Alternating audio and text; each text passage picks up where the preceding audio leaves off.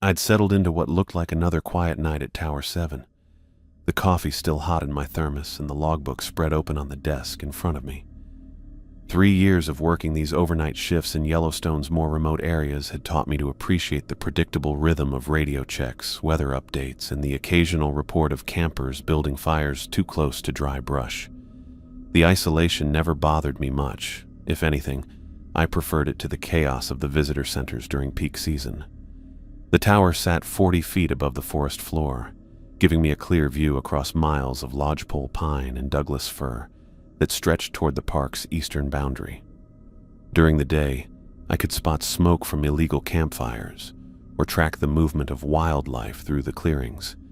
At night, the view turned into an ocean of darkness broken only by the occasional glint of moonlight on distant water. I was updating the evening's entries when the scream cut through the night. The sound hit me hard, raising every hair on my arms and sending an electric shock down my spine. In my 3 years working these isolated posts, I'd heard elk bugling during rut, the territorial calls of mountain lions, and the death cries of prey animals caught by predators. This was none of those things. The sound carried a human quality that made my stomach clench, but it was wrong in ways I couldn't immediately identify. Too long, too raw, filled with a terror that bounced off the trees long after the initial cry had ended. I dropped my pen and grabbed the radio, my training taking over even as my mind struggled to process what I'd just heard. "Base, this is Tower 7. I'm reporting a possible emergency situation." Sarah's voice came back crisp and professional, the way it always did during the night shift. "Tower 7, go ahead. I just heard what sounded like a human scream coming from the northwest quadrant, approximately 2 miles from my position, requesting immediate patrol response to investigate." "Copy that, Tower 7. Patrol units are being dispatched to your area. Maintain your position and continue monitoring. Do not leave your post." "Understood, Base." I set the radio down and moved to the northwest window, pressing my face against the glass as I looked around the tree line below. The forest looked exactly as it had 10 minutes earlier, dark, still, and giving away nothing. But something had changed out there, something that had made a person scream like their world was ending. The minutes crawled by with painful slowness. I checked my watch every few minutes, paced the small space of the tower cabin, and picked up the radio twice before setting it back down without calling. Sarah had been clear about staying put, and she was right to be. Tower protocol existed for good reasons, and I'd never been the type to go rogue just because my nerves were getting the better of me. But that scream kept playing in my head, and each time it did, my conviction about following orders weakened a little more. 20 minutes after my initial report, I radioed for an update. "Base, Tower 7, requesting status on the patrol response." "Tower 7, units are en route but encountering some difficulty with access roads in your sector. Continue monitoring and report any additional activity." Difficulty with access roads. That was dispatcher speak for, "It's going to take a while." The northwest quadrant was rough country, full of old logging trails that hadn't been kept up in years, and creek beds that turned into muddy traps after even light rain. If the patrol units were trying to get vehicles in there, they could be driving in circles for hours. I went back to the window and looked out at the darkness, trying to convince myself that whoever had screamed was probably already dead or had managed to get themselves to safety. Either way, there wasn't much I could do from up here except wait for the professionals to handle it. Another 20 minutes passed, then another. The silence from the forest felt heavy now, pressing down in a way that made me keep checking over my shoulder. I'd worked dozens of overnight shifts without feeling this worried, but something about tonight was different. The scream had marked a boundary, dividing the night into before and after, and I couldn't shake the feeling that whatever had happened out there was still happening. At 1:15 in the morning, I made my decision. I gathered my gear the way I'd been trained to do before any backcountry expedition. LED flashlight with fresh batteries, backup flashlight clipped to my belt, handheld radio, first aid kit, emergency whistle, and my service knife. I checked the radio twice to make sure it was working, then wrote a detailed note explaining my actions and left it where Sarah or the patrol units would find it on the desk. Gone to investigate emergency situation reported at 0020 hours. Northwest quadrant, approximately 2 miles from tower. Radio contact maintained. Will report status every 30 minutes. Monsieur Walker, 0115. I locked the tower cabin, pocketed the key, and headed down the external stairs that wound around the tower's metal frame. The night air was cool against my face, carrying the scent of pine and the distant smell of a creek somewhere in the darkness. My boots rang against the metal steps, the sound bouncing off the surrounding trees in a way that made me wince.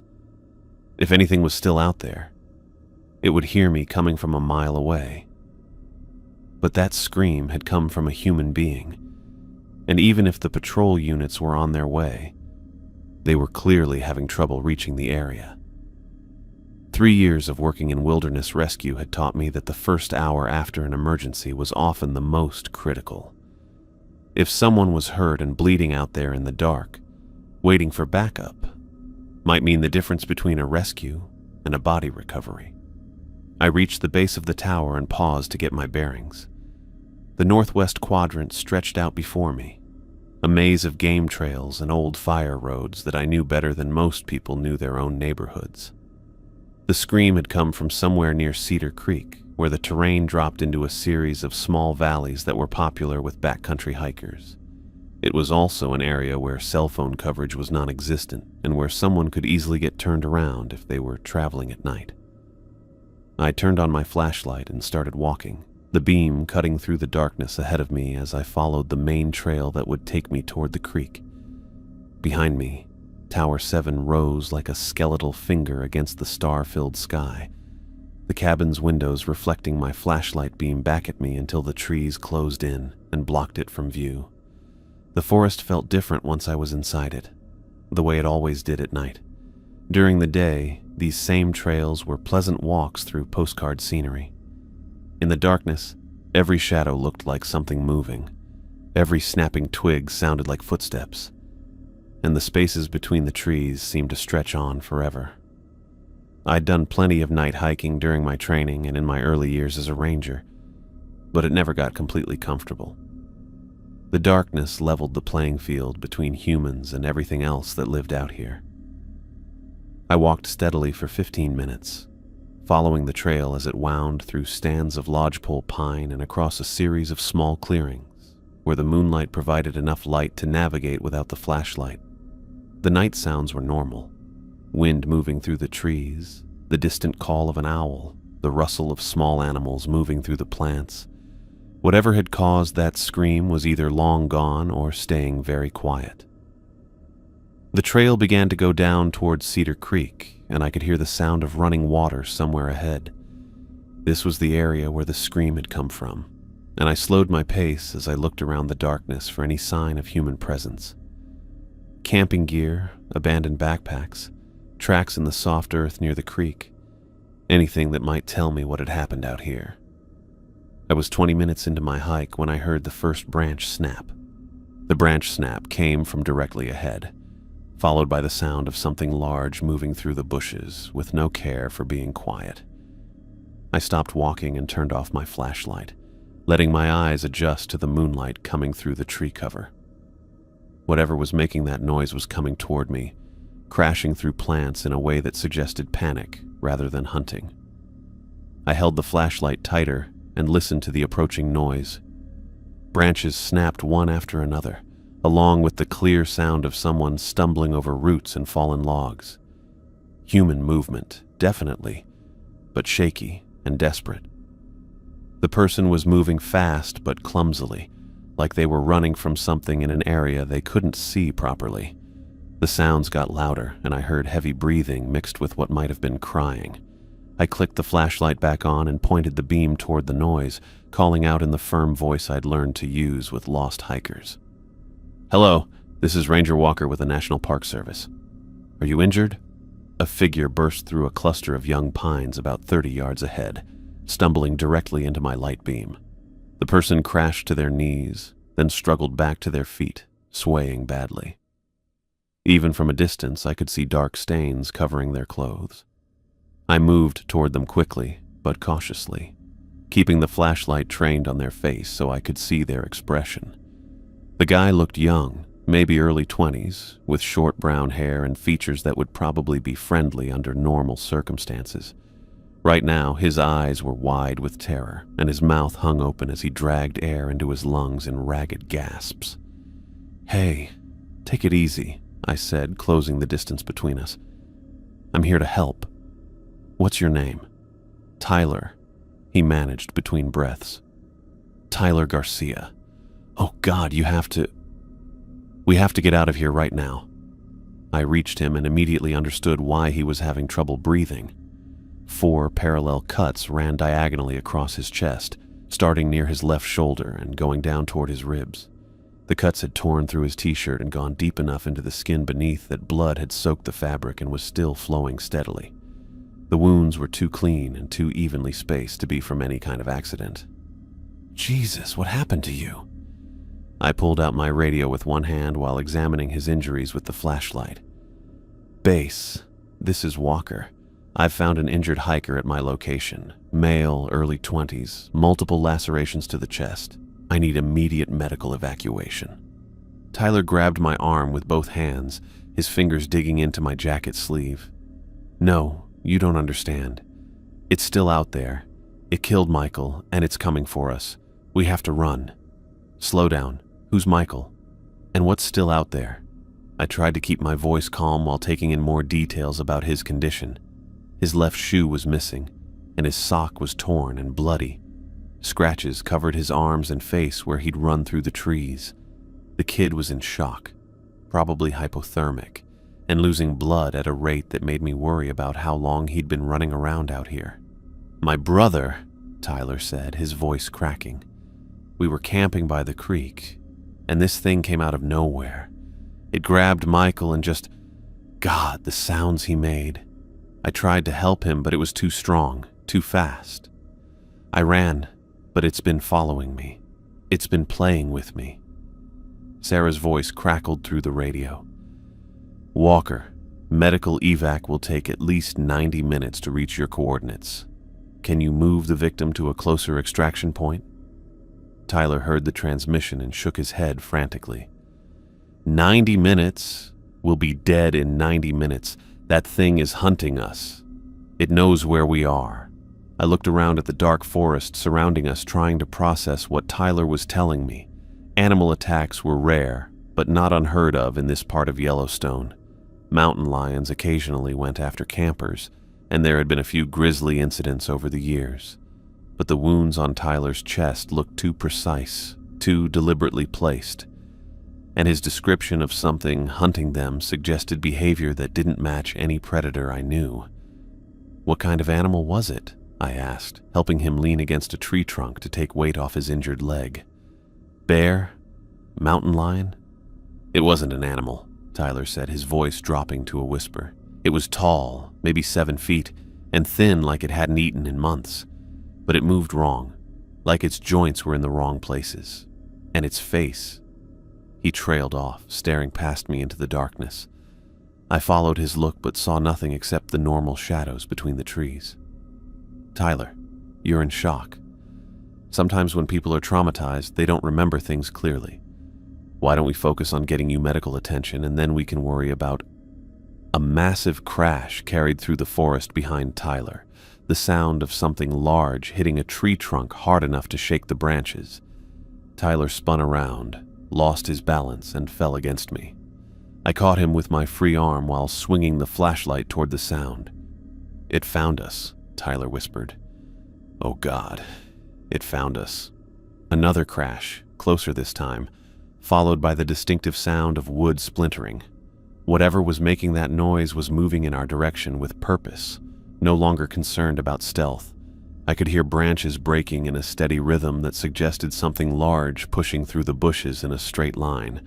Tyler tried to stand up straighter, panic giving him a burst of energy. "Please, we have to run.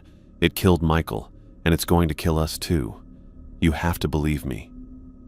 The crashing sounds were getting closer, accompanied now by a low noise that might have been breathing, but was too deep and too rhythmic to come from any animal I recognized. I made a decision based on 3 years of wilderness experience and the absolute terror in Tyler's voice. "Okay, we're moving. Can you walk?" "I think so." I started to turn back toward the trail when something massive burst through the trees behind Tyler. In the split second before everything went wrong, my flashlight beam caught a glimpse of pale skin stretched over an impossibly tall body. The thing moved with a smooth motion that seemed to bend physics, covering the distance between the trees and Tyler in less time than it should have taken. Tyler opened his mouth to scream, but the sound cut off suddenly as something yanked him backward into the darkness beyond my light. The silence that followed lasted maybe 2 heartbeats before other sounds began. Sounds that my brain tried to label as falling branches or an animal feeding, but which my gut knew were something else entirely. The wet tearing noise came first, followed by the clear snap of bones breaking under pressure. Tyler made one more sound, a choked gasp that turned into something I'd never heard a human voice make before. Then, nothing except the continued sounds of destruction happening just outside the range of my flashlight. I stood completely still, every muscle in my body locked in place while my mind tried to process what had just happened. Tyler had been standing right next to me, talking about his dead brother and begging for help. Now he was gone, pulled into the darkness by something that had moved too fast for me to see clearly. The sound stopped. The forest fell completely silent except for my own breathing, which seemed impossibly loud in the sudden quiet.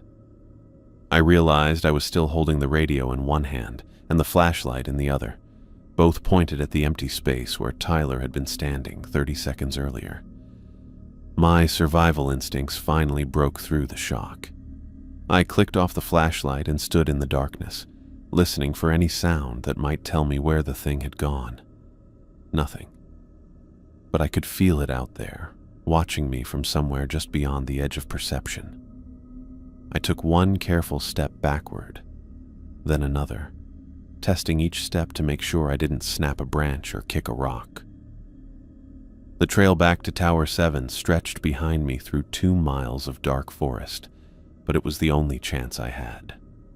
Whatever had taken Tyler might still be hunting, and standing here in the open made me an easy target. I turned around and started walking back the way I'd come, moving as quietly as I could manage while fighting the urge to run. Behind me, the forest remained silent, but I couldn't shake the feeling that something was following me, staying just out of sight while I made my way home through the darkness. I climbed the metal stairs to Tower 7 faster than I'd ever moved before, my boots clanging against each step in a rhythm that matched my racing thoughts.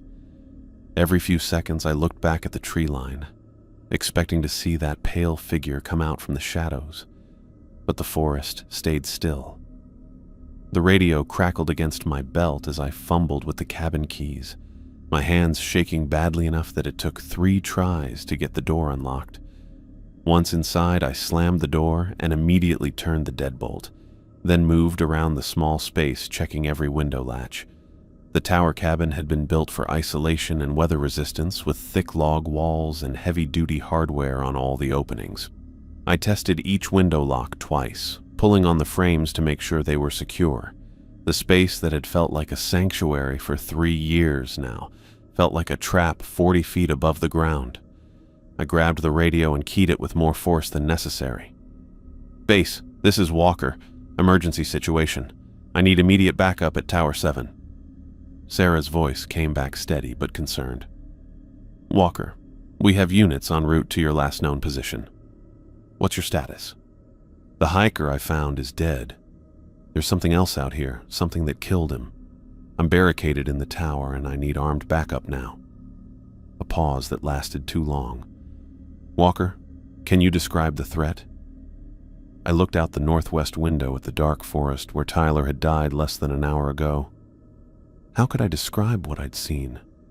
The pale figure that moved wrong, the sounds Tyler had made as he was torn apart, the way the thing had appeared and disappeared like it was part of the darkness itself. Unknown animal, large, aggressive, and still in the area. How long until backup arrives? Units are having difficulty with the access roads. Estimated arrival time is approximately 2 hours. 2 hours. I looked around the cabin at walls that suddenly didn't seem thick enough, at windows that felt too exposed. The creature had killed Tyler in seconds, moved faster than anything that size should have been able to move. But it was an animal, and animals couldn't climb metal towers. The height would keep me safe until help arrived. I pulled my service weapon from its holster and checked the magazine. 15 rounds of standard ammunition, which had never felt like such a small number before. I'd drawn the gun exactly twice in 3 years of ranger work, both times to scare off aggressive bears. Whatever had killed Tyler was no bear, but bullets were bullets. I set the weapon on the desk within easy reach and tried to settle into the routine of waiting. The radio stayed active with occasional check-ins from patrol units reporting their slow progress through the muddy back roads. I gave Sarah updates every 15 minutes, confirming my position and status, while looking around the tree line for any sign of movement. The forest remained quiet. Normal night sounds gradually returned as the time stretched past 3 in the morning. The distant call of an owl, wind moving through the pine branches, the faint sound of Cedar Creek flowing somewhere in the darkness. Whatever had killed Tyler seemed to have moved on, maybe following some animal instinct to put distance between itself and the scene of its attack. I was starting to convince myself that the worst was over when I heard Tyler's voice. "Mason? Mason, are you up there?" The words drifted up from somewhere near the base of the tower, clear enough that I could make out every syllable. I moved to the window and peered down, but the shadows were too deep to see anything at ground level. "Mason, please help me. I got away, but I'm hurt bad. I need help." Every muscle in my body went tight. I'd watched Tyler die. I'd heard the sounds as something tore him apart just beyond the range of my flashlight. The voice calling my name from the darkness below belonged to a dead man. "I know you're up there, Mason. I can see the light in your window. Please, I'm bleeding and I can't make it much farther." The voice was wrong. It carried Tyler's words and tone, but something was missing. The emotion, the natural rhythm of human speech. It sounded flat, mechanical, like someone reading lines off a script without understanding what they meant. I picked up the radio, keeping my voice as quiet as possible. "Base, this is Walker. The threat has returned to my location. Do not send ground units. Repeat, do not send ground units until I give the all clear." "Copy, Walker. Are you secure in your position?" Before I could answer, something hit the base of the tower hard enough to make the entire structure shake. The impact came from directly below, followed by the sound of metal grinding against metal. I grabbed my flashlight and pointed it down toward the base, but the beam couldn't reach through the darkness underneath the platform. Another impact, stronger this time. The whole tower swayed slightly, enough that I had to brace myself against the desk. Whatever was down there was testing the supports, checking for weak spots with careful precision. "Mason, why won't you help me? I thought we were friends." The voice had moved. Now it came from the opposite side of the tower, near the stairs I'd climbed 20 minutes earlier. But I hadn't heard footsteps, hadn't heard anything except the impacts against the support beams. A new sound started up, the screech of metal being bent under tremendous force. One of the tower's cross braces was giving way, the steel making noise as something twisted it beyond its design limits. I felt the floor tilt slightly to the left as the support structure began to fail. The thing wasn't just trying to get up to me. It was bringing the entire tower down. I grabbed my gear bag and the radio, shoving the flashlight and first aid kit inside while keeping the service weapon in my free hand. The tower shook again, and I heard the distinctive crack of a main support beam beginning to fail. The whole structure was going to collapse within minutes, taking me down with it unless I found another way out. The northwest window faced away from the stairs and offered a view of the forest cover about 15 feet below the cabin level. Pine branches thick enough to support my weight if I could reach them. I unlocked the window and pushed it open. cold night air rushing into the cabin along with the scent of pine needles and something else, a sweet, rotting smell that made my stomach turn. "You can't hide from me forever, Mason. I know where you are." Tyler's voice came from directly outside the window now, even though the ground was 40 feet below and there was nothing to climb on this side of the tower. I leaned out carefully and saw pale fingers wrapped around the window frame, attached to an arm that bent in too many places. The thing was climbing the outside wall of the tower, moving up the smooth log surface like it had claws or suction cups built into its skin. I didn't think. I just aimed the service weapon at those fingers and pulled the trigger. The gunshot exploded in the small space, leaving my ears ringing. The pale hand jerked away from the window, and I heard something large crash through the tree branches below. Black fluid splattered across the window frame where the fingers had been, thick and gooey like motor oil. I put away the weapon and climbed through the window without looking down, trusting my weight to a heavy pine branch that bent but held. The rough bark scraped against my jacket as I worked my way along the branch toward the tree trunk, moving as fast as I dared while listening for sounds of pursuit. Behind me, the tower cabin exploded inward with a crash of broken wood and shattered glass. Something roared with a sound like tearing metal, and I heard the systematic destruction of everything inside the cabin. Furniture turned over, equipment smashed, walls punched through with violent efficiency. I reached the tree trunk and half climbed, half fell to the forest floor, landing hard on my shoulder but keeping hold of my gear. The tower continued to shake and groan as the thing took out its rage on my former safe place, tearing apart the place where I'd spent 3 years of quiet nights. "Mason," Tyler's voice called from inside the ruined cabin, perfectly calm now. "Mason, where did you go? I just want to talk." I ran into the forest without looking back, following the trail by memory and moonlight while the sounds of destruction moved away behind me. Branches whipped across my face and my boots caught on hidden roots, but I kept moving deeper into the darkness, where something that wore a dead man's voice couldn't corner me 40 feet above the ground. The last thing I heard before the forest swallowed all other sounds was that horrible copied voice still calling my name, patient and stubborn as it searched through the wreckage of my former life. My boots hit the forest floor hard, catching on roots and loose rocks that I couldn't see in the dark. I'd been moving for what felt like hours, following game trails and old fire roads by memory and instinct, putting as much distance as possible between myself and the ruined tower. Every few minutes I clicked on the flashlight just long enough to get my bearings, then turned it off again before whatever was hunting me could track the light. The gear bag bounced against my back with each step, and my shoulder hurt where I'd hit the ground climbing out of the pine tree. Blood from the cuts on my face had dried and pulled at my skin when I moved my jaw.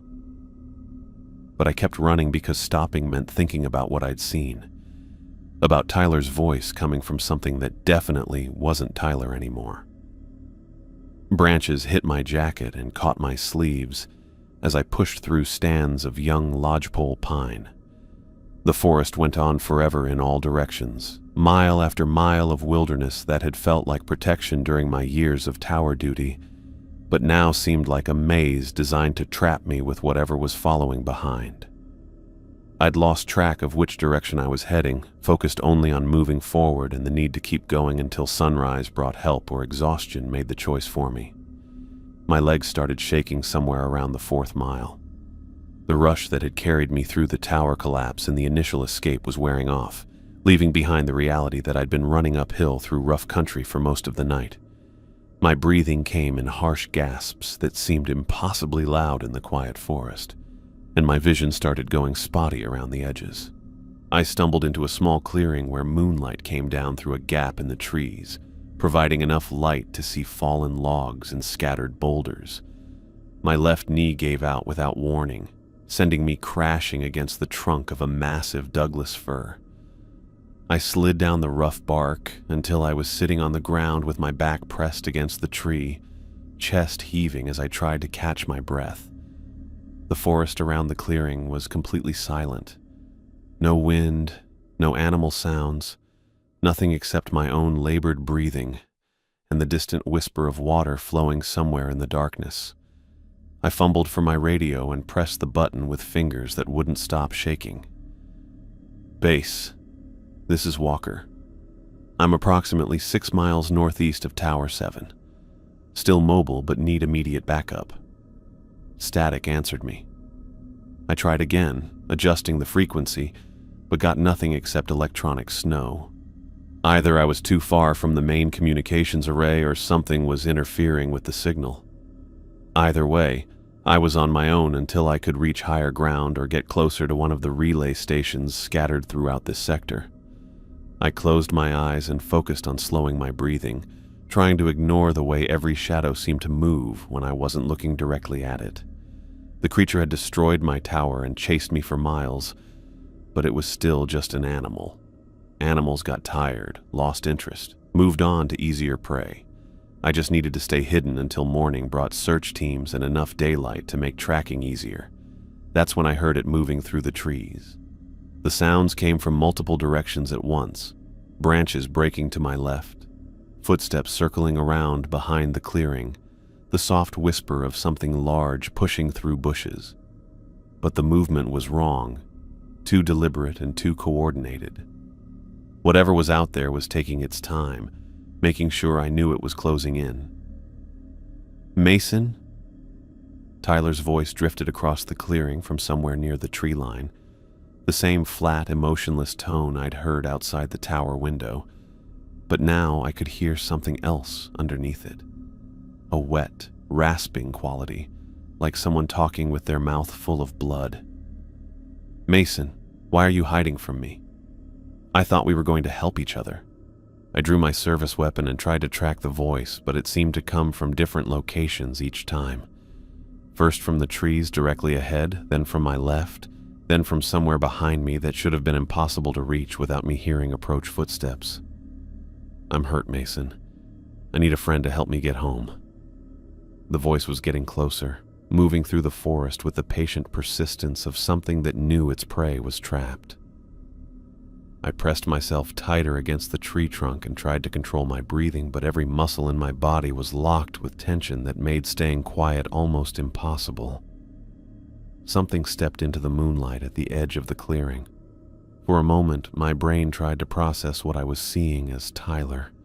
The same height, the same basic build, the same brown hair. But then the details started registering, and I understood why every instinct I possessed was screaming at me to run. The thing standing 30 feet away was wearing Tyler like an ill-fitting costume, stretching his features across a frame that was fundamentally wrong. It stood almost 7 feet tall, though that height came from limbs that had been pulled and extended beyond human proportions, arms that hung down past its knees, attached to shoulders that were too narrow and positioned too high on its torso, legs that bent in too many places, giving it a stance that kept it balanced on the balls of its feet like it was ready to spring forward at any moment. The skin was the worst part. Tyler's face had been stretched across a skull that was the wrong shape, creating a permanent grin that split his features from ear to ear. The mouth was too wide and filled with teeth that started normal in front but became increasingly sharp toward the back, creating rows of points that caught the moonlight like broken glass. The eyes were Tyler's eyes, but they reflected light like an animal's, and they never blinked. "There you are," it said in Tyler's voice, though the words came out distorted by that massive grin. "I've been looking everywhere for you." The creature started walking toward me with a smooth motion that ignored normal joint limitations. Its arms swayed back and forth like pendulums, and its head tilted at an angle that would have broken a human neck. Every step was perfectly silent, its feet making no sound at all against the forest floor. I raised the service weapon with both hands, trying to get a clear sight picture while my whole body shook. "Stay back. Don't come any closer." The thing stopped about 15 feet away and tilted its head in the other direction. studying me with those unblinking eyes. "You don't need that gun, Mason. I'm your friend Tyler, remember? We met earlier tonight when you helped me with my injuries." It pointed toward its chest with one impossibly long arm, showing the torn fabric where I'd seen Tyler's real wounds.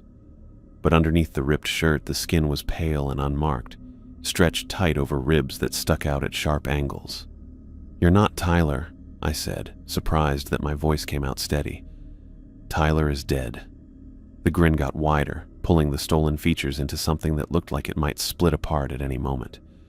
Dead is such a limiting concept, don't you think? Tyler and I have become very close. We're sharing so much together now. It took another step forward, raising one hand toward me with fingers that were too long and had too many joints. The fingernails had grown into curved claws that looked sharp enough to slice through muscle and bone. "Don't you want to be close friends too, Mason? Don't you want to share what Tyler and I are sharing?" The gunshot exploded through the clearing like thunder, bouncing off the surrounding trees and leaving my ears ringing. The creature spun around as black fluid sprayed from its left shoulder, hitting the moonlit ground in a pattern that looked more like motor oil than blood. Another figure came out from the tree line behind the creature, rifle raised and aimed. The newcomer was human, definitely human, wearing ranger gear and moving with the controlled precision of someone who knew exactly what he was dealing with. The creature let out a sound that started as Tyler's voice screaming but became something else entirely. A metallic shriek like tearing steel that seemed to come from multiple throats at once. It spun toward the new threat, its injured arm hanging at an unnatural angle while black fluid continued to pour from the wound. The ranger fired again, the bullet catching the creature center mass and spinning it around. More of that thick black substance hit across the clearing, but the thing didn't go down. Instead, it gathered itself and jumped toward the tree line in a series of fluid leaps that covered impossible distances, disappearing into the darkness between one heartbeat and the next. The forest fell silent except for the ringing in my ears and the sound of spent brass hitting the ground. The ranger kept his rifle trained on the spot where the creature had vanished for a long moment before slowly lowering the weapon and turning toward me. "You hurt?" he asked, his voice carrying the authority of someone used to taking charge in crisis situations. I holstered my service weapon and tried to stand up, my legs still shaking from exhaustion and adrenaline. "Nothing serious. You?" "I'm fine. Name's Louis Johnson." He walked over and offered me his hand, helping me get steady on my feet. "I've been tracking that thing for months. Heard the gunshots from your tower and figured it had found someone else." Louis looked to be in his early 40s with the weathered features and alert posture of someone who'd spent years in the backcountry. His rifle was different from standard Park Service equipment. Longer barrel, heavier stock, and a scope that looked military grade. Whatever ammunition he was using had actually hurt the creature, something my service weapon couldn't do.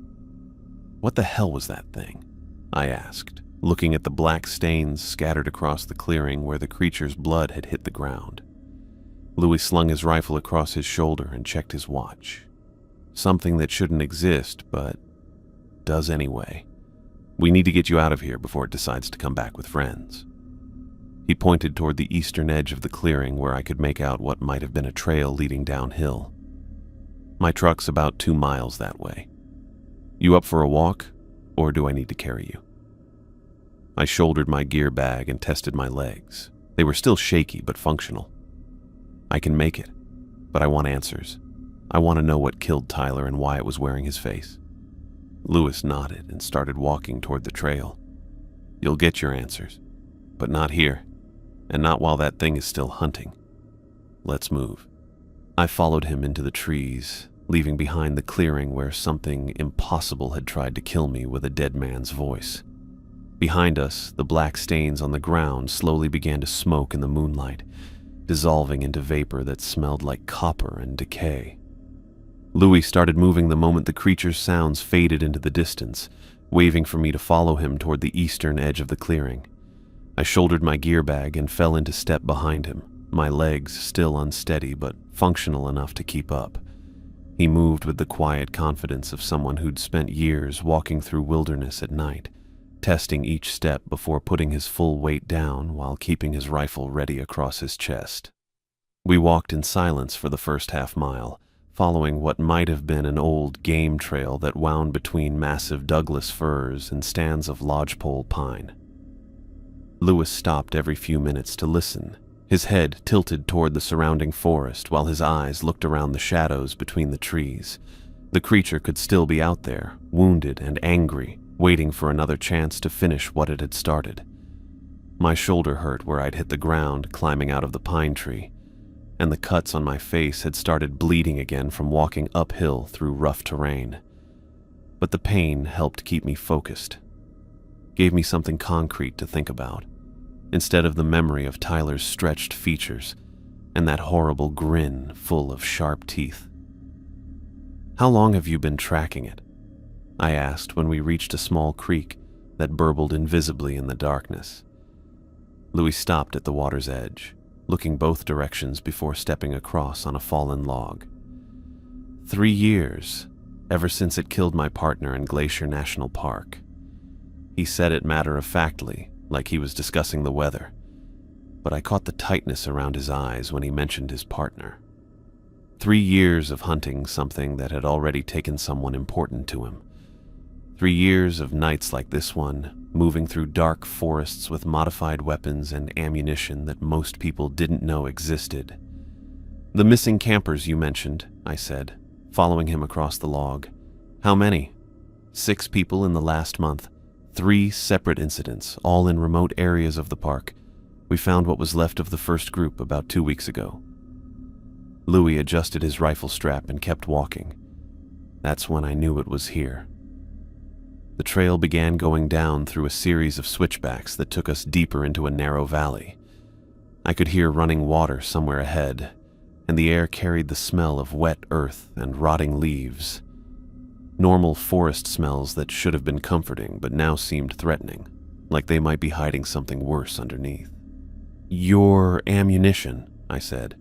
"It actually hurt the thing. My service weapon didn't even slow it down."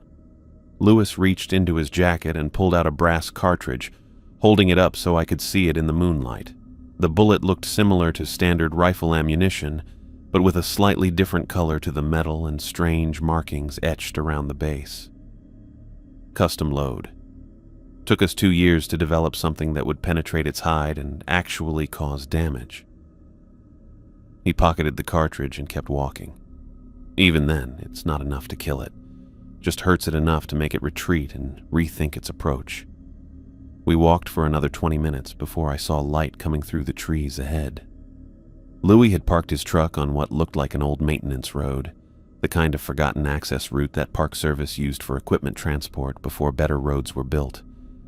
The vehicle was a modified Ford F-250 with a heavy-duty brush guard and oversized tires designed for backcountry travel.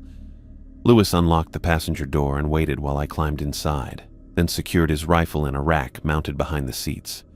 The truck's interior was cleaner than I'd expected, with none of the accumulated gear and paperwork that usually filled Ranger vehicles. Instead, everything looked purposeful and organized, like this was a tool designed for a specific job rather than general patrol work. "Hospital's about 40 minutes from here," Louis said, starting the engine. "We need to get those cuts looked at, and you're probably dehydrated." The truck pulled onto the maintenance road with a quiet rumble, headlights cutting through the darkness ahead of us. Louis drove carefully but steadily, navigating the rough surface like someone who'd traveled this route before. I sat back against the seat and tried to process everything that had happened since I'd heard Tyler's scream from the tower. "The creature," I said. "What exactly is it?"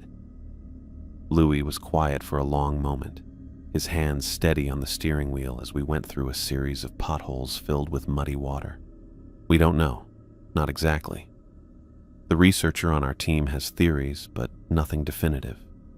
What we do know is that it's intelligent, it's adaptable, and it's been killing people across the western United States for at least 10 years. He turned onto a paved road that would take us toward Jackson, the truck's headlights finally able to reach full effectiveness on the smooth surface. It hunts in cycles, shows up in an area, kills for a few weeks or months, then moves on. Sometimes it comes back to the same place years later, sometimes never. How many people? I asked. We've confirmed 15 kills across 7 states, but that's just the ones we can prove. The real number is probably much higher. Louis glanced at me in the dim light from the dashboard. Most of the time, the deaths get explained away. Animal attacks, accidents, missing persons who supposedly wandered off and died of exposure. The Park Service and federal authorities prefer it that way. The truck crested a hill, and I could see lights in the distance marking the outskirts of Jackson. Normal lights from normal buildings where normal people were sleeping peacefully, unaware that something impossible was hunting in the wilderness just outside their comfortable world. There's a cover-up, I said. It wasn't a question. Has to be. Can you imagine what would happen if people knew the truth? Every national park in the country would empty overnight. The entire outdoor recreation industry would collapse. Billions of dollars in lost revenue, millions of jobs gone. Louis turned onto the main highway leading into town. So they classify everything, explain away the deaths, and rely on people like us to keep the threat contained. People like us? Rangers, federal agents, researchers, 8 people total spread across 7 states. We track it, we document its movements, and when we get lucky, we hurt it enough to make it move on. His voice carried a bitter edge. We don't kill it, though. That's beyond our current capabilities. We drove through the quiet streets of Jackson in silence, past darkened shops and restaurants that catered to tourists who came to experience the beauty of the wilderness. None of them would be back if they knew what was really out there, what had been hunting in their vacation paradise for over a decade. St. John's Medical Center sat on the northern edge of town, a modern building that looked reassuringly normal after the night I'd had. Louis pulled into the emergency room parking lot and turned off the engine. "What do I tell them?" I asked. "The truth, mostly. You encountered an aggressive animal that destroyed your cabin. You were forced to evacuate and spent several hours walking through rough terrain in the dark. The cuts on your face are from branches and you're dehydrated and exhausted." Louis opened his door and stepped out. "I'll handle the paperwork and talk to the sheriff's department." The emergency room was bright and clean and filled with normal medical smells that made everything feel real again. A nurse named Jennifer took my vitals and brought me to an examination room where Dr. Martinez spent 30 minutes cleaning the cuts on my face and checking me for signs of concussion. The questions were routine medical questions about my symptoms and recent activities, and I stuck to Louis's suggested story about an animal encounter and nighttime evacuation. They kept me for observation and IV fluids to address the dehydration, setting me up in a private room that looked out over the parking lot. Through the window, I could see Louis's truck parked under a streetlight, and occasionally I caught sight of him walking between the building and his vehicle as he handled whatever official business needed to be managed. I must have dozed off sometime after sunrise because the next thing I knew, Louis was sitting in the chair beside my bed. The room was dim, with late afternoon light coming through partially closed blinds. A look at the wall clock showed it was almost 7 in the evening. "How long was I out?" I asked, my throat dry and scratchy. "About 8 hours. Doctor says you can go home tomorrow morning if your levels stay stable." Louis leaned forward in his chair, his expression serious. "I talked to the sheriff's department and the Park Service Administration. The official story is that a grizzly bear destroyed Tower 7 and killed the Garcia brothers. You encountered the same animal and were forced to evacuate your position." I sat up straighter in the hospital bed. "The Garcia brothers?" "Search teams found Tyler and Michael's bodies this morning, about 5 miles from your tower. Camped illegally in a restricted area." Louis pulled a manila folder from his jacket and set it on the bedside table. "The wounds are consistent with our creature, but they'll be attributed to the bear attack." The folder contained crime scene photographs that I wasn't sure I wanted to see, but I opened it anyway. The images showed 2 young men who had died violently in their campsite near a small creek. The damage was extensive and obviously not caused by any normal animal, but I could see how it might be explained away to people who didn't know what to look for. "This happens everywhere it goes," Lewis said. "Death gets covered up, families get explanations that make sense, and life goes on, except for the people who know the truth." I closed the folder and handed it back to him. "How do you live with it? Knowing this thing is out there killing people and you can't stop it?" Louis took the folder and stood up from his chair, walking to the window that looked out at the parking lot. "You learn to focus on what you can do instead of what you can't. We can't kill it, but we can track it. We can be ready when it shows up somewhere new. We can hurt it enough to make it move on before it kills too many people." He turned back toward me, his face showing the burden of 3 years spent hunting something that couldn't be caught. "The question is whether you can live with knowing the truth and going back to your normal job like nothing happened. Because that's one option. Transfer to a different park, maybe take a desk job somewhere safe, and try to forget what you saw tonight." I thought about Tyler's final moments, about the sound of his voice coming from something that wore his face like a mask. I thought about the 6 missing campers Lewis had mentioned, and about how many other people were out there right now setting up camps in remote areas where something impossible might be hunting. "What's the other option?" I asked. Lewis smiled for the first time since I'd met him, a look that carried more determination than humor. "You join our little group and help us hunt the thing that killed Tyler Garcia. It's dangerous work that officially doesn't exist, but it's the only way to prevent more deaths like the ones you saw tonight."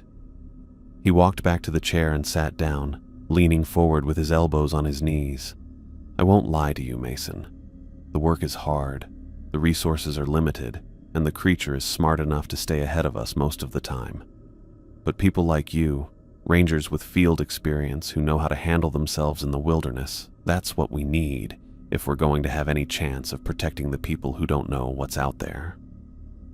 I looked at the ceiling tiles and listened to the normal sounds of hospital activity in the hallway outside my room. Doctors making rounds, nurses checking on patients, families visiting their loved ones who were recovering from normal injuries and illnesses. A world where the biggest dangers were accidents and disease, not creatures that stole faces and copied voices of the dead. But I also thought about Tyler, about how he died trying to warn me about something that shouldn't exist, about Michael Garcia, who'd never had a chance to run, about the 6 missing campers and the 15 confirmed kills across 7 states and all the deaths that had been covered up and explained away over the past decade. "The creature," I said. "Is it still out there?" "Yes, wounded but alive. It'll probably move to a different area to heal, then start hunting again somewhere else." Louis stood up and moved toward the door. "I'm going to let you get some rest. Think about what I said, and we'll talk tomorrow." He paused in the doorway and looked back at me. "For what it's worth, you handled yourself well tonight. Tyler Garcia might be dead, but you're alive because you made the right choices when it counted. That's not something everyone can do when they're face to face with something impossible." After he left, I lay in the hospital bed and stared out the window at the mountains surrounding Jackson. Somewhere out there, in the vast wilderness that had been my home and workplace for 3 years, something was hunting people who had no idea they were in danger. Something that wore human faces and spoke with human voices and killed with inhuman precision. Tomorrow I would have to choose between the safety of ignorance and the burden of knowledge, between a normal life that felt like a lie and a dangerous truth that might be the only way to save the next Tyler Garcia from dying alone in the darkness. The choice, I realized, had already been made the moment I heard Tyler's scream from Tower 7. I just hadn't admitted it to myself yet. I'd been staring at the same page of a magazine for 20 minutes when Lewis knocked on the hospital room door. The words kept blurring together every time I tried to focus, my mind pulling me back to the clearing where something impossible had worn Tyler's face like a mask. 2 days of IV fluids and observation had cleared the dehydration and treated the cuts, but sleep wouldn't come. Every time I closed my eyes, I heard that wet, rasping quality underneath Tyler's stolen voice. Louis entered, carrying a manila folder and a cup of coffee that smelled strong enough to wake the dead. He looked like he hadn't slept much either, dark circles under his eyes and the kind of stubble that suggested he'd been working around the clock since our encounter in the forest. "How are you feeling?" he asked, settling into the visitor's chair beside my bed.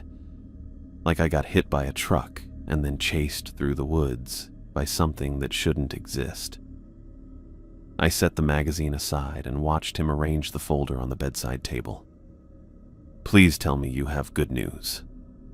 Louis opened the folder and pulled out a stack of photographs, handling them with the careful way of someone who'd seen too many crime scenes. "Search teams found the Garcia brothers this morning. Campsite was about 5 miles northwest of your tower, right along Cedar Creek, where you heard the original scream." He handed me the first photograph, and I had to force myself to look at it properly.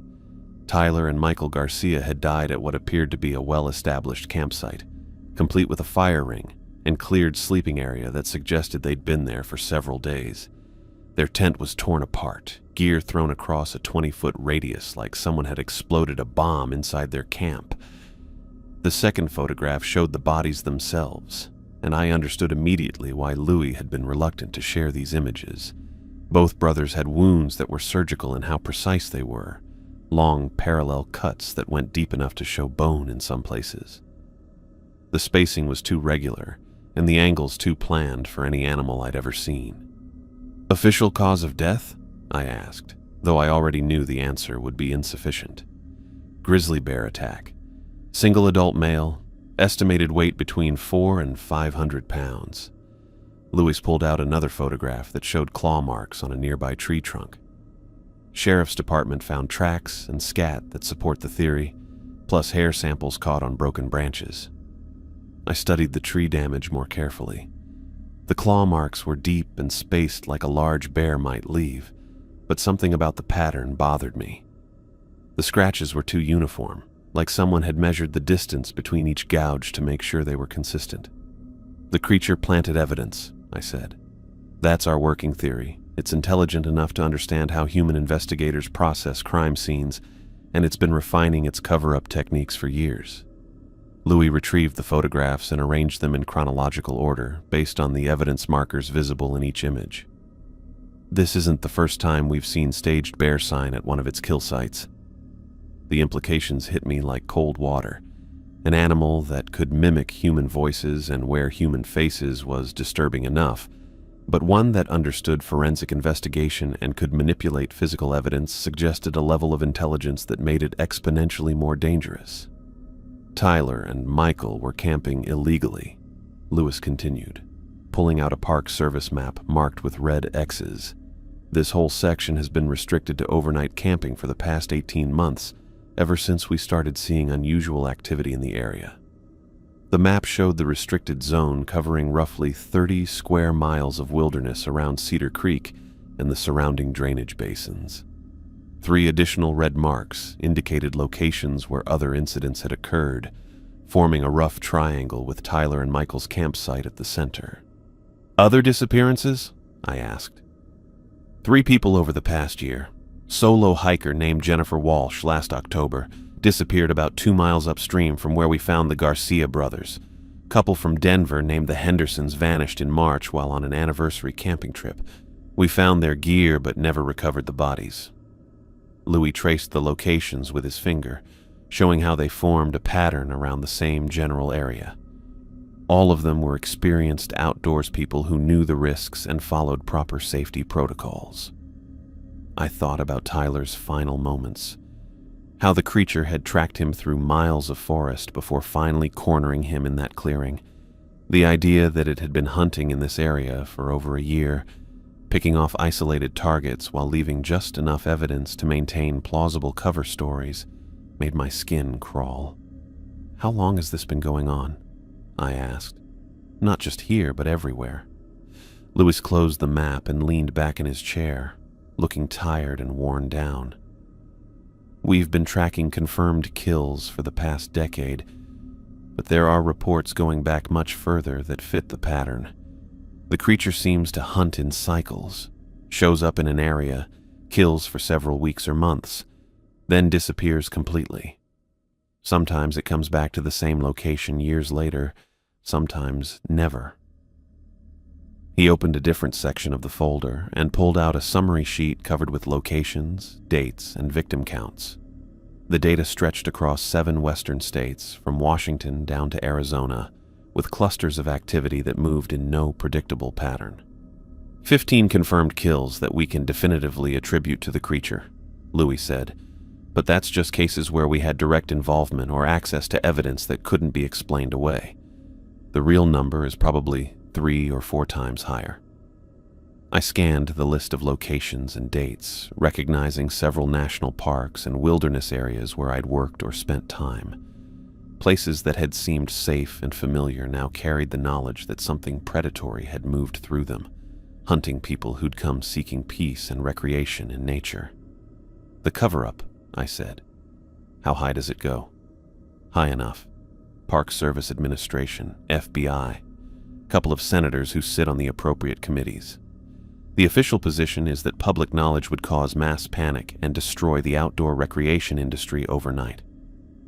Lewis retrieved the summary sheet and returned it to the folder. Think about it. Every national park in the country would empty out if people knew something like this was hunting campers and hikers. Billions in lost tourism revenue, millions of jobs gone, entire communities that depend on outdoor recreation would collapse. The logic was harsh, but undeniable. The American economy had woven outdoor recreation so deeply into its fabric that acknowledging an apex predator in the wilderness would trigger consequences far beyond the immediate threat to human life. Better to lose a few dozen people per year than risk societal and economic upheaval on a massive scale. So they just let it keep killing people. They let us try to contain it. 8-person task force spread across 7 states, operating with minimal resources and questionable authority. We track its movements, document its behavior, and try to be in position when it shows up somewhere new. Louis's voice carried a bitter edge that spoke to years of bureaucratic frustration. When we're lucky, we hurt it enough to make it move on before the body count gets too high. I thought about the ammunition he'd used in the clearing, how the creature had actually reacted to being shot with something other than standard rounds. The idea that a handful of people with modified weapons were the only thing standing between this monster and countless innocent victims seemed both noble and hopeless. The creature, I said. How intelligent is it really? Louis was quiet for a moment, thinking carefully about his answer. Smart enough to stay away from areas with lots of cops. It never hunts near big cities or popular tourist spots where people going missing would get too much attention. It goes after people alone or small groups in remote areas where deaths can look like accidents or just bad luck. He pointed toward the crime scene photos. It gets how we look into deaths and how to leave evidence that supports other explanations. It knows enough about how people act to copy voices and behavior well. And it learns. Every time we come up with new tactics or equipment, it changes its own methods to work around them. The hospital room felt smaller as what we were dealing with hit me. This wasn't just a dangerous animal that sometimes killed people in the woods. It was a smart predator that had studied human society well enough to use our weak spots and problems against us, turning our own investigation methods around while keeping a hunting pattern that could go on forever. A nurse knocked on the door and came in to check my IV and vitals, reminding me that normal life kept going outside this talk about impossible things. She asked how I was feeling, checked my fluid levels, and said Dr. Martinez would come by for evening rounds. Professional medical care in a clean, well-lit place where the biggest dangers were infection and medication errors. After she left, Louis gathered the photos and closed the folder. I'm going to let you get some rest. Tomorrow we'll talk about what comes next. What comes next? You have choices to make. The Park Service will offer you a transfer if you want it. Desk job in Denver, maybe something in administration where you won't have to think about what's out there in the wilderness. Louis stood up and moved toward the door. Or you can join our little group and help us hunt the thing that killed Tyler Garcia. He paused in the doorway, looking back at me with an expression that mixed hope and resignation. Either way, you'll never be able to forget what you've seen. The question is whether you want to live with that knowledge passively or do something about it. After he left, I lay in the hospital bed and stared out the window at the mountains that surrounded Jackson. The peaks looked the same as they had 3 days ago, before I'd learned about creatures that wore human faces and government conspiracies that buried inconvenient truths. But now I understood that those ridges and valleys hid something that had been hunting people for over a decade. Something that could be anywhere at any time. Somewhere out there, the creature was healing from the wounds Louis had given it, probably already planning its next move to a new hunting ground where fresh victims waited unknowingly. And somewhere else, 8 people with modified weapons and limited resources were trying to track an intelligent predator across millions of acres of wilderness, racing against time and bureaucracy to prevent the next Tyler Garcia from dying alone in the darkness. The choice Louis had offered wasn't really a choice at all. I'd already made my decision the moment I heard Tyler's scream from Tower 7. I just hadn't realized it yet. Tomorrow I would tell Louis I was ready to join the hunt, ready to trade the illusion of safety for the burden of truth. Because some knowledge, once gained, demanded action rather than acceptance. I signed the last discharge form with handwriting that looked steadier than I felt, the pen scratching across hospital paperwork that reduced 3 days of medical observation to a series of checkboxes and official signatures. Dr. Martinez had cleared me for light duty with instructions to follow up if the headaches returned, and the nurse at the desk handed me a plastic bag containing the clothes I'd worn into the emergency room, torn, blood-stained, and smelling faintly of antiseptic.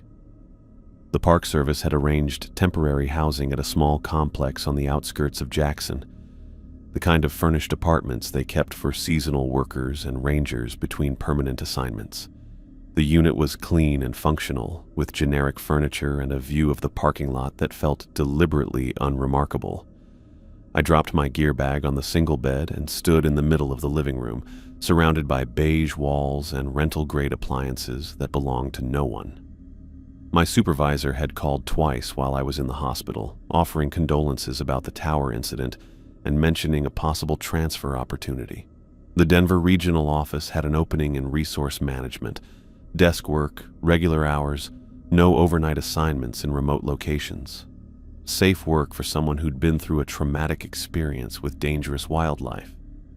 I walked to the kitchenette and opened the refrigerator, finding it stocked with basic supplies that some administrative assistant had arranged. Milk, bread, sandwich meat, and a 6-pack of beer that suggested someone understood what I might need after 3 days of hospital food and IV drips. I opened one of the bottles and sat on the couch, staring at the television that remained turned off. Sleep had been the biggest problem during my stay at St. John's. Every time I closed my eyes, I heard Tyler's voice calling my name from outside the tower, that flat, emotionless tone that copied human speech, without understanding human emotion. The nursing staff had offered sleeping pills, but pharmaceutical unconsciousness felt like giving up control to something I wasn't ready to let go of. The nightmares were worse than simple fear. In them, Tyler stood at the edge of clearings or outside windows, wearing that impossible grin while his stretched features asked why I hadn't helped him, why I'd let him die alone in the darkness. Sometimes the dream Tyler would remove his face like a mask, showing something underneath that was too horrible to remember clearly upon waking. But alongside the horror, I'd discovered something unexpected. Anger. Not the helpless rage of trauma, but a focused fury directed at the thing that had killed Tyler Garcia and Michael Garcia and 15 other people across 7 states. The creature had been hunting for over a decade, while bureaucrats classified the deaths and families received explanations that made everything seem like tragic accidents or bad luck. My phone buzzed with a text message from an unknown number. "Mind if I stop by? We should talk. Louis." I texted back my address and apartment number, then spent the next 20 minutes pacing between the kitchen and living room while trying to organize my thoughts. Louis had saved my life in that clearing, but he'd also opened my eyes to a reality that made the world feel fundamentally different. Knowledge that couldn't be unknown, truth that demanded some kind of response. When Louis knocked on the door, I found him looking as tired as I felt. He carried a manila folder and a paper bag that smelled like Chinese takeout. Practical items that suggested he'd come prepared for a long conversation. "How are you holding up?" he asked, settling onto the couch while I cleared space on the coffee table for the food containers. "Better than I expected. Worse than I hoped." I opened the bag and found enough food for both of us, realizing I hadn't eaten anything substantial since breakfast. The nightmares are rough, but I'm dealing with them. Louis handed me a container of fried rice and kept the kung pao chicken for himself. Nightmares are normal after what you went through. Most people who run into the creature and survive end up with some form of PTSD. The ones who don't get help usually end up drinking too much or taking unnecessary risks in the field. And the ones who do seek help? They learn to channel the trauma into something productive, like joining a task force that hunts the thing that gave them nightmares in the first place. Louis opened his container and started eating, his matter-of-fact tone suggesting this conversation was a familiar one. "Your supervisor called me about the Denver transfer offer. Desk job in resource management, good benefits, minimal field work." I ate in silence for a few minutes, thinking about fluorescent lights and filing cabinets and budget meetings that dealt with theoretical resources rather than actual wilderness. Safe work that would pay the bills and provide health insurance, while keeping me away from remote areas where impossible things hunted campers. "It's a good offer," Louis continued. "Chance to start over somewhere new, away from reminders of what happened here. A lot of people would take it without thinking twice. But you don't think I should?" Louis set down his chopsticks and looked at me directly. "I think you should do whatever lets you sleep at night. But I also think you understand something most people don't, that there's a monster out there killing innocent people, and only a handful of us know enough to do anything about it." He opened the manila folder and pulled out a photograph showing a family of 4 standing beside a camping tent. Parents in their 30s with 2 young children, all smiling at the camera with the kind of happiness that came from shared adventures in beautiful places. The Henderson family disappeared in March during an anniversary camping trip near Cedar Creek, about 2 miles from where we found the Garcia brothers. Louis placed the photograph on the coffee table between us. Park Service found their campsite but never recovered the bodies. Official explanation was that they got lost during a hike and died of exposure. The second photograph showed the Hendersons' abandoned campsite, tent still standing but gear scattered in the same deliberate pattern I'd seen in the Garcia crime scene photos. The precision of destruction that suggested intelligence rather than random animal behavior. "The creature had been hunting in your area for months before it killed Tyler and Michael," Louis said. 3 confirmed victims, plus who knows how many others who just vanished without leaving enough evidence to investigate properly. I studied the family photograph, thinking about 2 children who'd gone camping with their parents and never come home. About how their deaths had been explained away as navigation errors and bad weather while the real killer moved on to hunt somewhere else. "How many people are in your task force?" I asked. 8 total. 4 park rangers, 2 FBI agents, 1 fish and wildlife investigator, and a researcher from the University of Montana who's been studying similar entities for 20 years. Louis retrieved the photographs and returned them to the folder. "We operate with minimal official support and questionable authority, but we're the only people with the knowledge and resources to track this thing." "Similar entities?" Dr. Sarah Chen, our researcher, believes there might be more than one creature, different species or subspecies maybe, with slightly different hunting patterns and physical characteristics. Louis finished his food and leaned back on the couch. "She's the one who developed the ammunition that can actually hurt them. Without her work, we'd still be shooting regular bullets that bounce off like spitballs." The idea that multiple creatures might be hunting across the American wilderness was almost too much to handle. One smart predator that could copy human voices and plant fake evidence was scary enough. A whole group of these things meant a threat so big that government cover-ups almost made sense. The work, I said, what would it actually involve? Tracking, surveillance, response to incidents like the one you experienced. We monitor missing persons reports, unusual animal behavior, and patterns that suggest creature activity. When we identify a likely hunting ground, we deploy resources to the area and try to locate it before the body count gets too high. Lewis's expression grew more serious. Sometimes we succeed in wounding it enough to make it relocate. Sometimes we arrive too late and just document another crime scene. And sometimes people like you encounter it unexpectedly and have to make split-second decisions that determine whether they live or die. Louis stood up and walked to the window, looking out at the mountains that had been his hunting ground for 3 years. You handled yourself well in that clearing, Mason. You kept your head when most people would have panicked, and you made choices that kept you alive long enough for backup to arrive. I thought about those terrifying minutes when the creature had circled my position, speaking in Tyler's stolen voice while I pressed against the tree trunk with my service weapon drawn. The decisions had felt desperate and improvised at the time, but maybe they'd been better than I'd realized. What kind of training would be involved? I asked. Couple weeks of intensive preparation, recognition of creature sign, specialized weapons training, tactical communication protocols, and psychological conditioning to help you function when encountering something that shouldn't exist. Louis turned back toward me, his expression hopeful but patient. The work is dangerous and it's officially classified, but it's also the most important thing any of us has ever done. Because no one else knows the truth. Because no one else can know the truth. Can you imagine what would happen if word got out about intelligent predators hunting in our national parks? Every wilderness area in the country would empty overnight. The entire outdoor recreation industry would collapse, taking millions of jobs and billions in economic activity with it. Louis sat back down on the couch, his voice carrying the weight of years spent carrying terrible knowledge.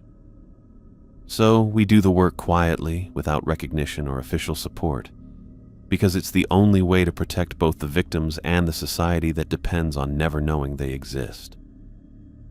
I finished my food and set the container aside, thinking about Tyler's final moments and the sound his voice had made coming from something that wore his face, about the Garcia brothers who'd just wanted to go camping, and the Henderson family who'd planned an anniversary celebration in the wilderness, and all the other victims whose deaths had been explained away as accidents or bad luck. The creature, I said. Is it still in the area? No.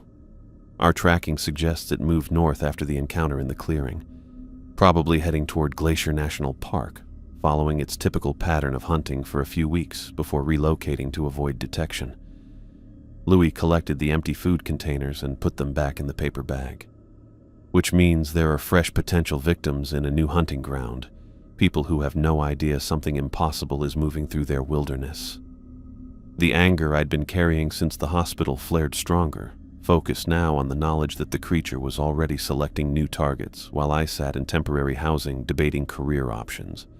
Somewhere, people were planning camping trips and hiking adventures in areas that looked safe on maps, but contained an apex predator that understood human psychology well enough to exploit our blind spots. If I join your task force, I said, what happens to my official position with the Park Service? You'd be transferred to roving patrol duties that provide cover for task force operations. On paper, you're conducting routine wilderness checks and interagency coordination. In reality, you're tracking a monster that kills people. Louis stood up and moved toward the door, giving me space to process the decision. Think about it tonight. I'll be in town through tomorrow if you want to talk more. After he left, I sat in the quiet apartment and tried to imagine returning to normal ranger duties, doing campground checks, helping lost hikers, writing reports about bear encounters and trail maintenance needs. Useful work that served the public while ignoring the knowledge that something far more dangerous than bears was hunting in areas where I might send families for safe camping experiences. The alternative was joining a secret task force that fought creatures which shouldn't exist, Work that was dangerous and officially didn't happen, but might be the only thing preventing more deaths like Tyler's. Trading the illusion of safety for the burden of truth, accepting responsibility for knowledge that couldn't be unknown. I opened another beer and walked to the window, looking out at the mountains where the creature had hunted for months before I'd run into it in that clearing. Tyler Garcia had died trying to warn me about something impossible. And now I had to decide whether his death would mean something or just become another covered-up tragedy in a long chain of official lies.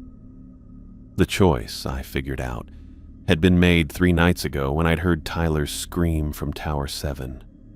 Everything since then had just been the process of accepting what I'd already decided in that moment when I'd left my post to investigate an emergency in the wilderness. Some knowledge demanded action rather than acceptance, and some responsibilities couldn't be transferred to someone else. Tomorrow I would tell Lewis I was ready to join the hunt. The paperwork made it official 3 days later.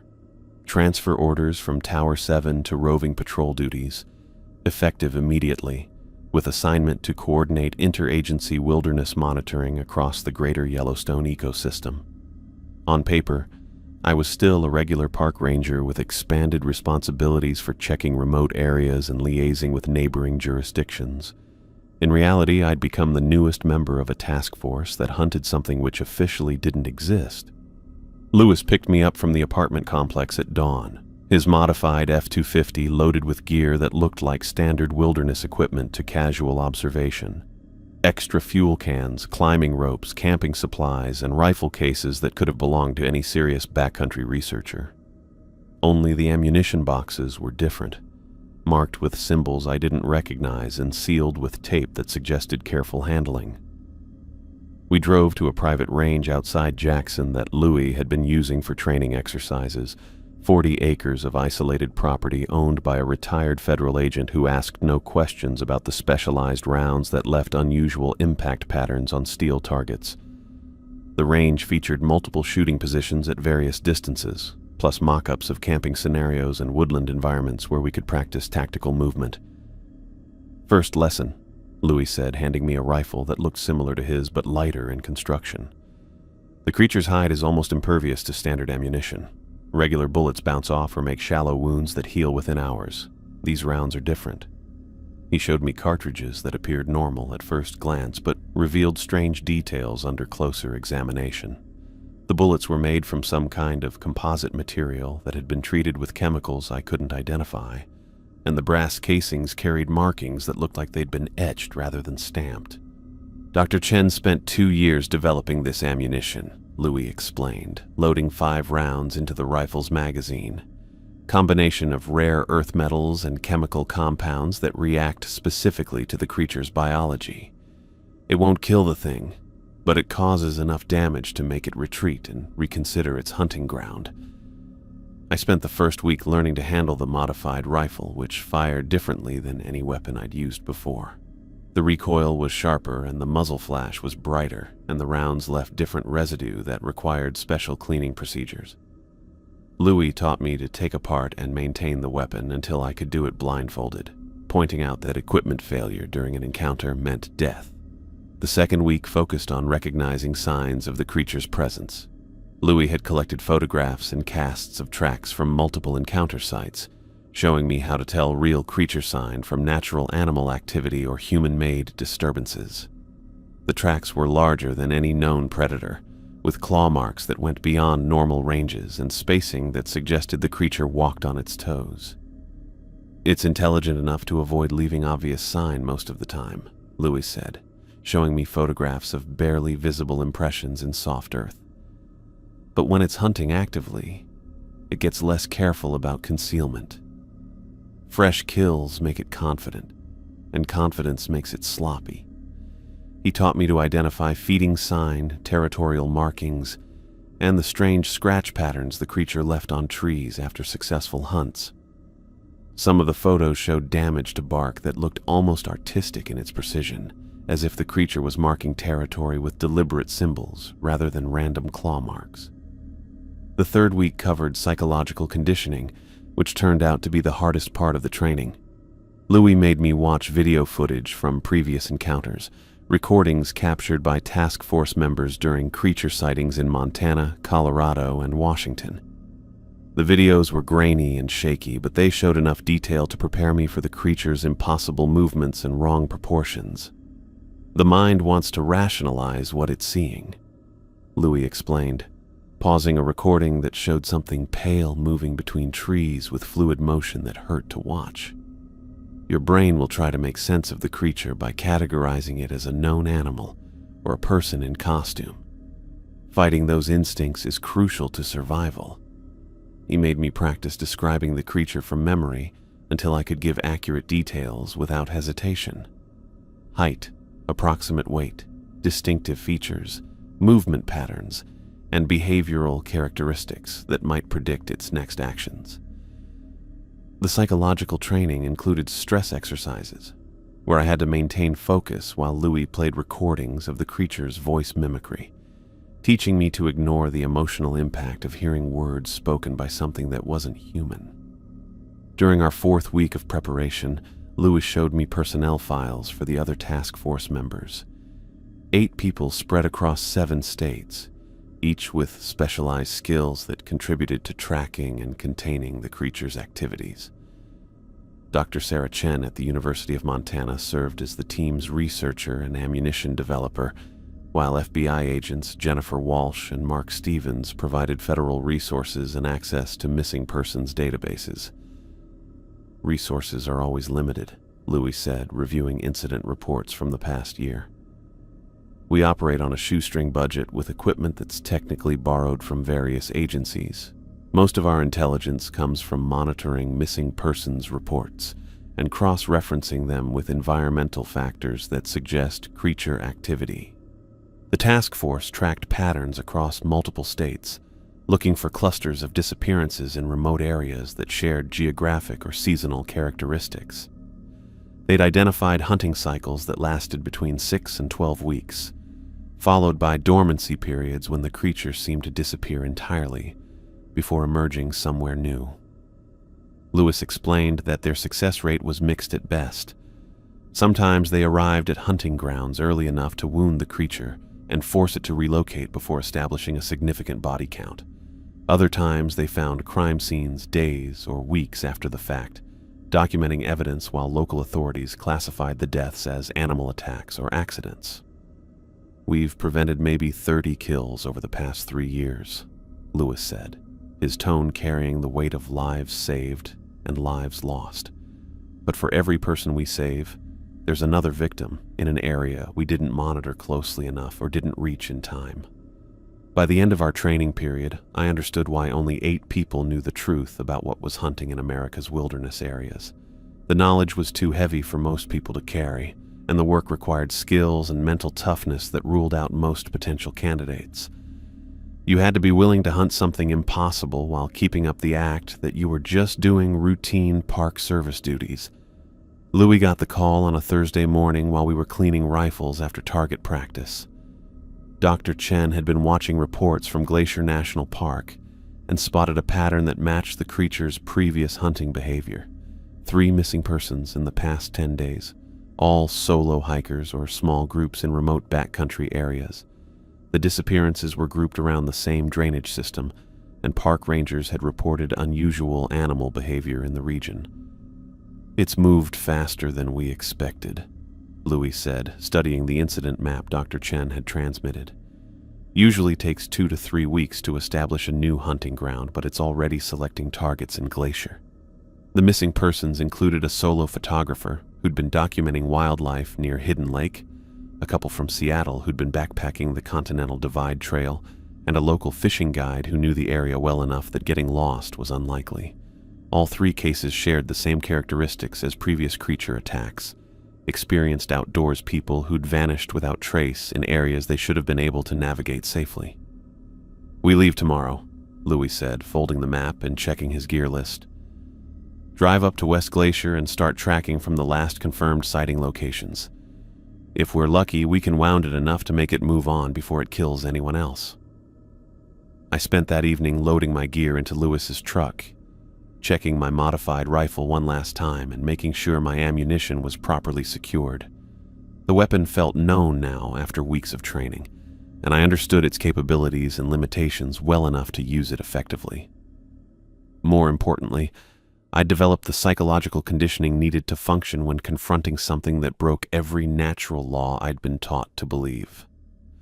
The drive to Glacier would take 6 hours, giving us time to review intelligence reports and plan our initial search strategy.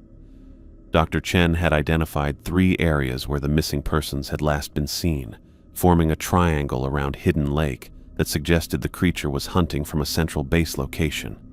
As Lewis secured the last of our gear in the truck bed, I felt a strange combination of fear and anticipation that reminded me of the night I'd climbed down from Tower 7 to investigate Tyler's scream. The difference was that now I had the knowledge and tools needed to fight back, plus a partner who'd been hunting the creature for 3 years. "Ready?" Lewis asked, settling into the driver's seat and starting the engine. I checked my gear bag one more time, making sure everything was organized and easy to reach. Changed rifle, special ammunition, radio equipment, and the mental preparation needed to face something that wore human faces like masks. 4 weeks of hard training had changed me from a traumatized survivor into someone ready to hunt the monster that had killed Tyler Garcia. "Ready," I said, and meant it. The hunt was about to begin.